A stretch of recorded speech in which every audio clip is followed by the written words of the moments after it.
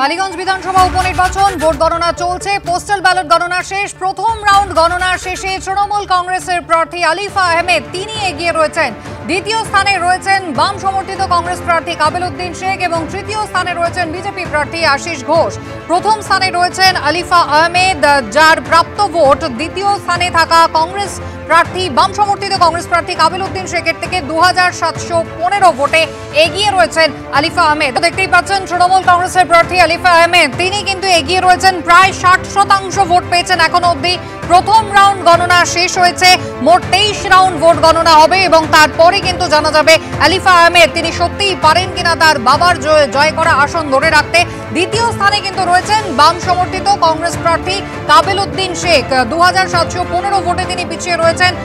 প্রথম যিনি রয়েছেন আলিফা আহমেদ, তার থেকে বিজেপি প্রার্থী আশিস ঘোষ তৃতীয় স্থানে রয়েছেন, 14% ভোট এখনো পর্যন্ত পেয়েছেন। প্রথম রাউন্ডের গণনা সবে শেষ হয়েছে। অর্ণব মুখোপাধ্যায় সরাসরি ভোট গণনা কেন্দ্রের বাইরে থেকে রয়েছেন কালীগঞ্জ থেকে। অর্ণব,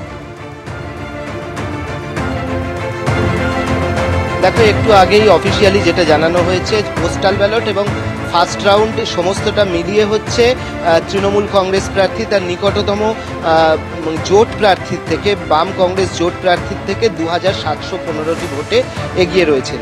এখানে তিনি পেয়েছেন টোটাল ফার্স্ট রাউন্ডের শেষে কিউমুলেটিভ তিনি পেয়েছেন 4545 এবং কাবিল উদ্দিন শেখ তিনি পেয়েছেন 1830।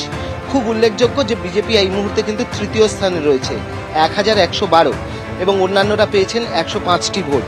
এখনো অবধি এটাই জানানো হয়েছে, যেরকম আমি তোমাকে আগে বলছিলাম যে কৃষ্ণনগর যখন লোকসভা নির্বাচন হয়েছিল তখন যেটা দেখা গিয়েছিল, যিনি বাম কংগ্রেস জোটের প্রার্থী ছিলেন এস.এম. সাদি, তিনি কিন্তু এই কালীগঞ্জ যে বিধানসভা রয়েছে, লোকসভার বিধানসভা ওয়ারি যদি দেখি তাহলে এখান থেকে কিন্তু একটা তিনি বড় অংশের ভোট পেয়েছিলেন। এখন এটাই দেখার যে এই বাই ইলেকশনে যেটা বাম কংগ্রেস জোট যে ভোটটা পেয়েছিল সেটা তারা ধরে রাখতে পারেন নাকি সেটা অন্য কোনো দিকে শিফট করে। এখন সেই জায়গা থেকে যেটা দেখা যাচ্ছে, অন্তত ফার্স্ট রাউন্ড পুরোটা বলার এখনো সুযোগ আসেনি। এক একজন এক একটা পকেটে যথেষ্ট শক্তিশালী, সেই জায়গা থেকে কিন্তু এখনো অবধি দ্বিতীয় স্থানে থাকাটাই, বাম কংগ্রেস জোটের দ্বিতীয় স্থানে থাকাটা সেটা যথেষ্ট উল্লেখযোগ্য এবং তৃতীয় স্থানে এখন রয়েছে বিজেপি। একেবারে অর্ণব, ধন্যবাদ।